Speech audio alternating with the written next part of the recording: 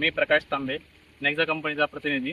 आज आपण खरवंडी कासार ह्या गावात आलेलो आहोत.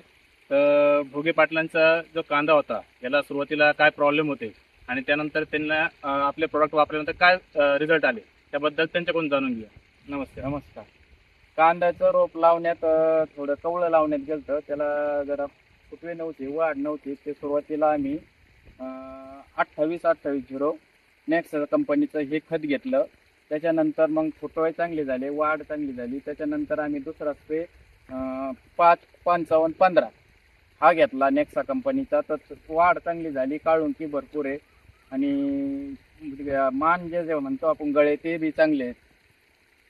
बरं, पण आता तुम्ही बाकीच्या शेतकऱ्यांना काय संदेश देऊ शकता? मी एवढंच सांगतो की नेक्सा कंपनीचं हे प्रोडक्ट चांगलं आहे. हे वापरलं तर सगळं योग्य पद्धतीने योग्य रिझल्ट येते. चांगलं आहे, त्याच्यापासून उत्पादन चांगलं वाढू शकतं. धन्यवाद.